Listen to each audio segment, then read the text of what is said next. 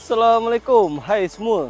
Ramai orang kata jenama-jenama Jepun sekarang dah kalah dengan jenama-jenama daripada China. Tak kira lah Honda ke Toyota ke, sebab jenama-jenama daripada China dia punya design dan features dia lebih ke depan berbanding jenama-jenama Jepun.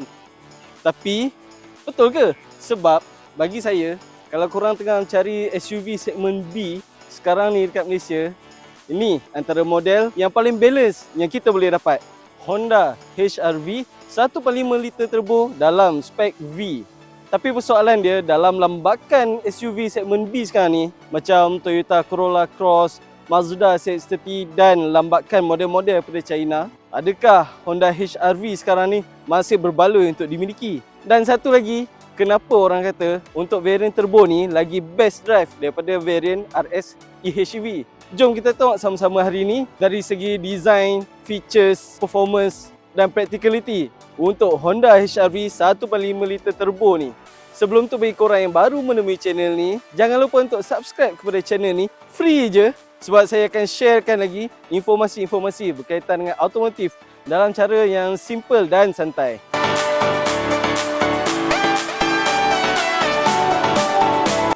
Dari segi exterior design bahagian depan untuk HR-V facelift ni, dia nampak lebih clean dan mature yang menampakkan dia lebih premium. Dan untuk model yang kita ada hari ni dilengkapi dengan full body kit daripada Modulo.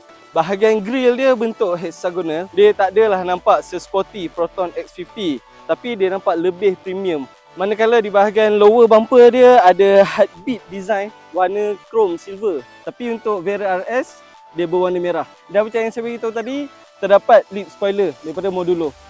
Untuk bahagian headlamp dia pula dilengkapi dengan teknologi fully LED daripada Honda, lengkap dengan LED DRL dan juga sequential turn signal. Okey, kita tengok side profile dia pula. Kita ada sport rim bersaiz 18 inci.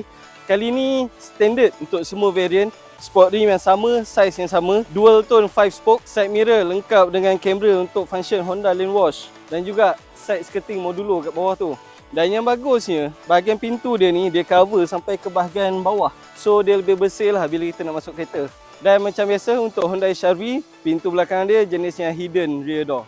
Bahagian belakang dia pula spoiler dan bumper daripada Modulo. Lampu belakang sama macam HR-V version pre-facelift.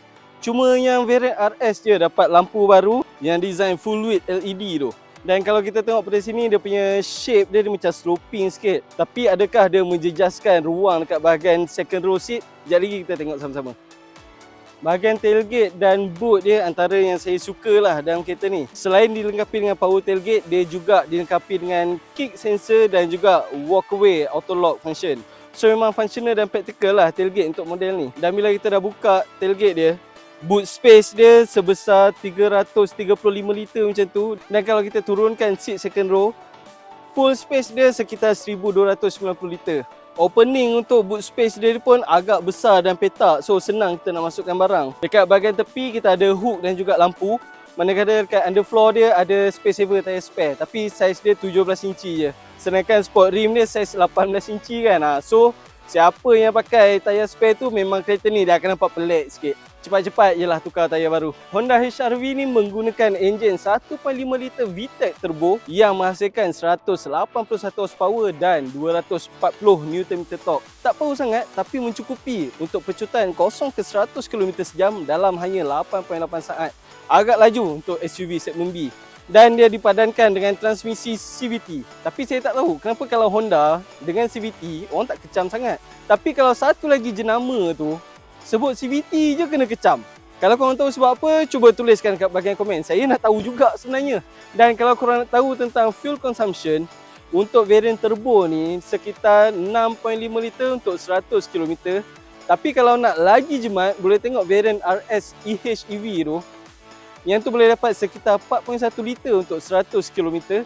Tapi dia lebih slow. Performance dia kurang sikit. 0 ke 100 km sejam dalam lebih daripada 10 second. So pendek kata, kalau nak cari performance, ambil variant turbo. Tapi kalau nakkan fuel consumption, ambil lah variant hybrid. Model ni juga dilengkapi dengan standard safety features yang agak baik dengan fungsi ADAS dia, iaitu Honda Sensing. Antara feature-features yang terdapat untuk model ni ialah Honda Lane Watch, 6 SRS airbags, ABS dengan EBD dan brake assist, Vehicle Stability Assist, Agile Handling Assist, Hill Start Assist, emergency stop signal, seat belt reminder, rear seat reminder, lane departure warning, forward collision warning, adaptive cruise control, lane keeping assist dan beberapa lagi ciri-ciri lain yang boleh digunakan semasa kita memandu. Okey, kita tengok bahagian interior pula untuk model ni. Material dia mostly soft touch material. So nampak memang cantik dan juga lebih premium lah. Steering dia pula jenis yang multifunctional dengan button-button untuk media dan juga kawalan cruise control. Tapi satu benda yang saya kurang suka, kat bahagian tengah ni dia ada trim piano black. So macam yang semua orang tahulah, memang senang lekat cap jari dan juga habuk. Meter cluster dia pula bersaiz 7 inci. Manakala di bahagian pintu dia ada macam-macam lah button untuk kawalan tingkap dan juga pintu. Untuk infotainment screen dia, yang ni bagi saya agak ketinggalan sikit sebab saiz dia cuma 8 inci. Sebab majoriti kereta baru sekarang ni memang lebih daripada 10 inci lah saiz dia. Yang bagusnya dia dilengkapi dengan wireless Android Auto dan Apple CarPlay. Center console design kemas. Ada satu section dengan button tau untuk kawalan aircon, tapi yang ni single zone. Untuk variant RS dia dual zone. Ada beberapa kompartmen lah yang menjadikan kereta ni lebih praktikal. Kat bahagian driver pun ada satu dan kat bahagian tengah ni dekat bawah aircon tadi tu ada satu kompartmen. Dekat bawah dia pun ada lagi satu kompartmen dan dia ada juga dua USB port dekat situ. Kat bahagian gear console ni dia ada trimming warna gloss black lagi. So macam tadi jugalah, senang lekat habuk dan juga cap jari. Dan kita ada dua cup holder. Yang ni dia ada grip sekali dan saiz dia pun agak besar. Tengok, botol besar ni pun boleh masuk juga. Driving mode ada 3, standard lah. Sport, normal dan juga Econ. Dan dia dilengkapi dengan electronic parking brake. Center console armrest dia agak kecil, tapi armrest dia memang function. Saiz dia ngam-ngam je, memang ergonomik lah dan juga lembut kan, soft touch. Seat material fully leather dan untuk bahagian driver lengkap dengan 8-way adjustable power seat. Bahagian corong aircon pun dekat bahagian tepi belah driver dengan passenger ni, dia ada button untuk kita adjust airflow punya arah. Yang ni jarang lah ada untuk kereta sekarang ni. Headlining dia warna cerah dan dia tak ada sunroof. Kat Malaysia tak apa, sunroof tak penting sangat pun. Sebab dia akan menyebabkan kereta lagi cepat panas dan lagi bahang. Okey, kita tengok second row pula. Leg room memang luas walaupun saya dah setkan seat depan untuk saya punya driving seat. Headroom pun agak luas. Dia taklah terjejas sangat walaupun design bumbung dia tu agak sloping. Kat belakang ni kita ada center aircon beserta dengan dua USB port dan juga center armrest dengan dua cup holder. Dan kat bahagian seat kiri dan kanan ada ISOFIX point. Cuma satu benda yang saya rasa kurang sikit, dia tak ada door pocket untuk kita nak letak barang-barang lain. Pocket cuma ada dekat bahagian seat je. Cuma yang dekat bahagian pintu ni dia ada cup holder lah dekat pintu kiri dan kanan. Dan typical Honda, dia dilengkapi dengan teknologi Ultra Seat yang memberi lebih ruang untuk bahagian second row untuk barang-barang yang panjang atau tinggi. So, Honda HR-V ni untuk siapa sebenarnya? Dia sesuai kalau korang jenis yang nakkan kereta yang praktikal dan sedap drive, nakkan reliability dan nama sebuah Honda, dan untuk korang yang nakkan resale value yang tinggi untuk lebih menjamin waktu korang nak tukar kereta baru nanti. Tapi pada harga sekitar RM138,000, kenapa tak pilih je jenama-jenama daripada China?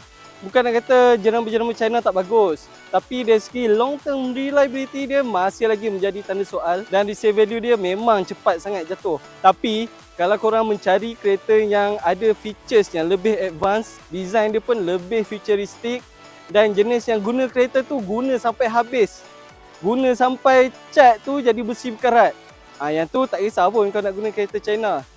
Memang kereta China lebih advance daripada segala segi. Sebab itulah boleh dikatakan HR-V ni bukanlah sebuah model yang komplit, tapi dia seimbang, dia balance. Dan kadang-kadang tu kereta yang baik untuk kita bukanlah kereta yang ada semua latest features dan juga performance yang memang tip top, tapi lebih kepada kereta yang balance dan lebih selesa untuk kita gunakan setiap hari.